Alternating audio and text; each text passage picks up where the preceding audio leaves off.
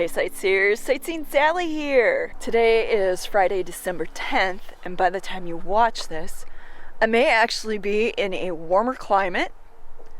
But as you can see, I'm still in snowy Wisconsin. That's right, Marty and I still haven't figured out our winter plans.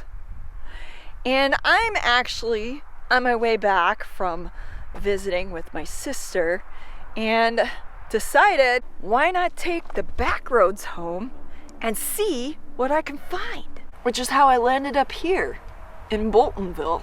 Boltonville is basically a small unincorporated community that's built up on a hill that coincidentally overlooks the main highway. If you look down there, you can see that truck going. That's the main highway. And judging by the different buildings that are here, Boltonville is a pretty historic old community, with a lot of the buildings dating back to the late 1800s. And with a surprising amount of those buildings being built from what we call Cream City brick. See, that's an example of Cream City brick. It's a lighter, yellowish, kind of creamy colored brick that you frequently see in neighborhoods that were built in the late 1800s, early 1900s, at least up here in Wisconsin. Interestingly enough, Cream City brick actually originated in Milwaukee County. Using a clay found locally, Milwaukee's 19th century brickmakers fired these highly sought-after bricks until the 1920s, when they were then replaced by a cheaper and harder version, the red brick. So now you know the next time you see a building made of Cream City brick that the bricks came all the way from Wisconsin.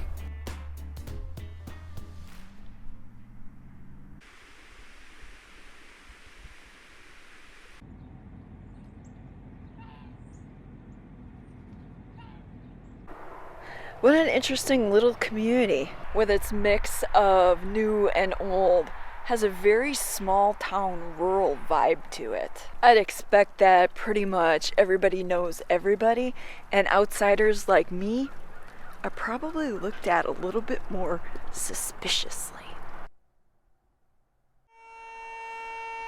Must be noon. Just what I thought. Did I call that or what?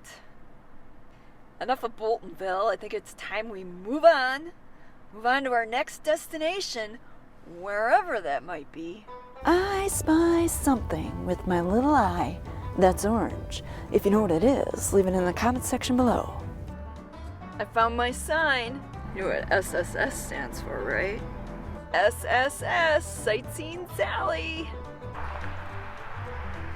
Now I just came down this road here, and I'm gonna be turning down over here.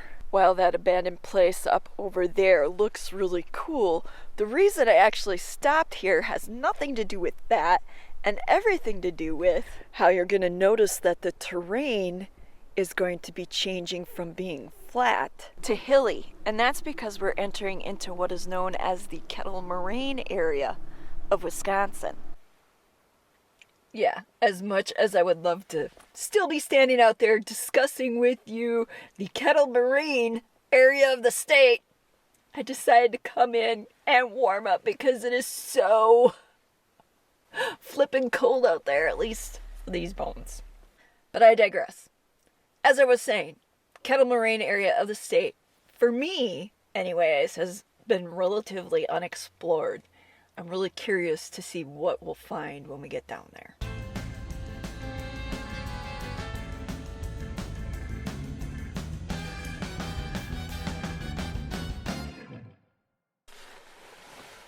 I figured, since I brought this along, maybe I should actually put it on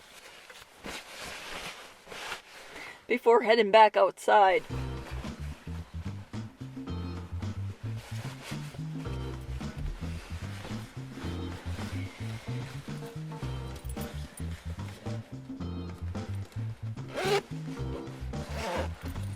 One Stay Puft Marshmallow to the rescue.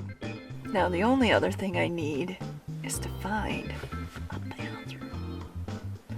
which not sure I'm gonna find that here in old Greenbush, Wisconsin. Yeah, I'm in Greenbush. That is a real name.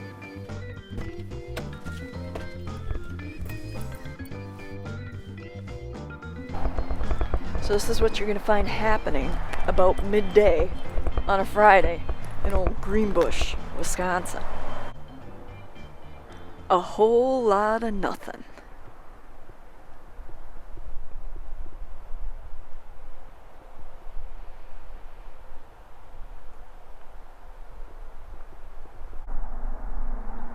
You can tell we're in what is a farming community because in front of us is Pfeiffer's Mill. Thing is I'm not sure how much farming is actually going on in this area today, given that a lot of the small farmers, at least, have been bought out by the big corporate farms. You see the sign there showing that we are on the Kettle Moraine Scenic Route. And Glen Beulah, if you recall to my very early YouTube days, is the location of a cemetery that is reportedly haunted. And speaking of haunted, in front of me is the Wade House, which is also reportedly haunted. And the reason that anybody who doesn't live around here would happen to choose to come to Greenbush. Because the Wade House is one of those historical sites that is open to tourists, although I don't know what their winter hours are. Whether or not you believe the Wade House is really haunted, you should know its original owner played an important role in the history of creating Greenbush. According to what I found online, in 1844, Sylvanus Wade, the man who eventually built the Wade House, along with his wife and 9 kids, became the first permanent settlers of what is now Greenbush. Wade and his family traveled a long way, having come from Massachusetts.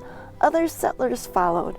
Not long after, in the summer of 1845, Greenbush was organized into a town, and Mr. Wade was elected the first chairman. And there you have Greenbush in a nutshell.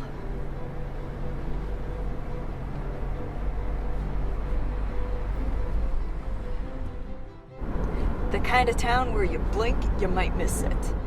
Geographically speaking, the town of Greenbush is larger than most towns in Wisconsin. However, with the town being spread out so far, it's easy to feel like you missed it. Well, I found my salvation. A bathroom here in Glen Beulah, along with some snacks. Yeah, the perils of taking the back roads are you have less choices for healthy eating. I managed to scrounge up some kind of healthy snacks here in the gas station. As I was driving along this road here, I spotted 2 things. This and this. So naturally, being the curious sort of person that I am, I had to stop and check them out. And apparently this ditch is named after Robert Sid Dickens, who raced in an MGTC. According to the sign, Ted Boynton lost concentration here in 1952 and ended up in what used to be a blueberry patch. Now, for those of you who aren't familiar with Wisconsin geography, we are really close to Elkhart Lake, which, for those of you who aren't race fans and don't know, Elkhart Lake is home to a pretty well-known racetrack. And looking at the small print on this sign, I suspect what happened here is related to some sort of race where Dickens won and poor Teddy ended up in the blueberry patch. Now, from the looks of it, this little roadside chapel was originally built in 1951. Don't know anything about it, never seen it before. The only thing I can ascertain is from the sign is that it's an Episcopal church that's open in summer. But because it caught my eye, I had to check it out. As you can see, this little roadside chapel is made of native fieldstone. According to what I discovered online, its architectural style is considered Gothic. I find that rather interesting, given that I didn't see any gargoyles. As cool as it was to check this place out, I better be moving on. It's like 2:20 and I have roughly an hour, hour and a half, well, hour and a half to 2 hours left of daylight. And I'm not really a fan of driving in the dark. And we're supposed to get a huge snowstorm, anywhere from like 9 to 12 inches up by us, starting this afternoon. So, time for me to move on. I thought I'd stop here real quick to show you what you normally see when driving the back roads of Wisconsin. So, come with me. We're gonna go on outside and I'll show you what I'm talking about. Driving the back roads of Wisconsin, you're gonna see a lot of this. In other words, a lot of nothing but fields and farms.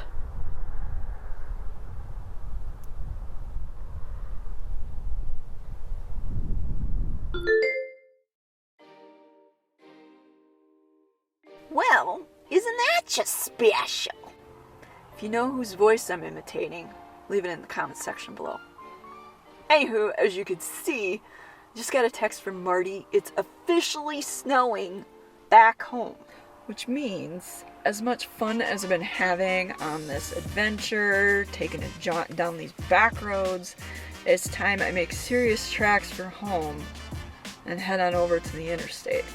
But before I go, if you all could do me a huge favor and just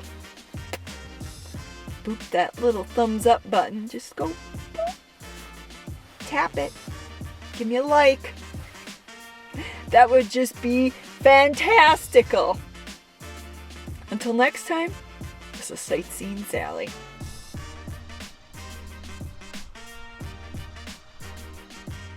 Special thanks goes out to all our fellow sightseers here on PayPal and Patreon. Without you, these videos wouldn't be possible.